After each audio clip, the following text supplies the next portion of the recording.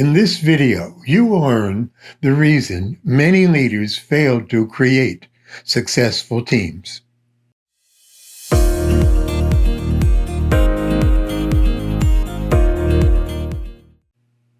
I'm Dr. Michael Broom, CEO of the Center for Human Systems. I've helped executives, leaders, and teams become more effective. Feel free to use me as your leadership and team guru. Please click the subscribe button to get notified of future videos. And if you have any questions, leave them in the comments below. Research has documented how poorly leaders are at creating effective teams. The reason so many smart and experienced leaders have failed to do so is because in our Western society, we do not understand human systems. We focus on individuals as if they are the fundamental unit of organizations and human society. They aren't. The fundamental unit is small groups of people working together.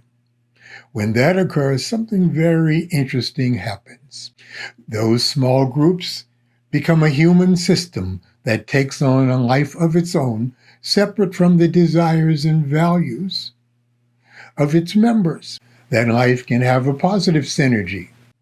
The human system of Steve Jobs, Tony Fadell, Jonathan Ive, Scott Forstall, and others, as a human system, created the iPhone.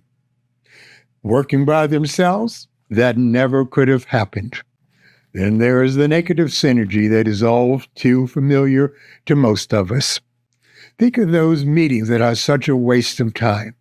The attendants in those meetings are typically intelligent, well-intended. They don't want to waste time. But collectively, that's exactly what they do. That is negative synergy, where the collective produces less than they could if they were operating individually. Positive synergy is when the collective creates something greater than the sum of what the individuals operating by themselves could possibly have created. In those meetings that are such a waste of time, those human systems have created a group norm. An organizational culture says, do not in the meeting say how terrible the meeting is. Although it's perfectly fine after the meeting to commiserate with your buddies. Without understanding human systems, group norms and organizational cultures will direct the behavior of its members rather than the other way around. Check out the image of the guys in the sinking rowboat. Most people want to focus on the guys at the top as if they're the bad guys.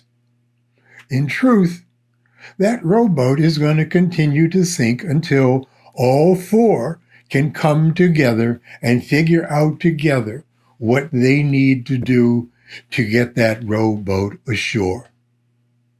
That rowboat, as it is, has negative synergy, where all four guys are contributing to its not working.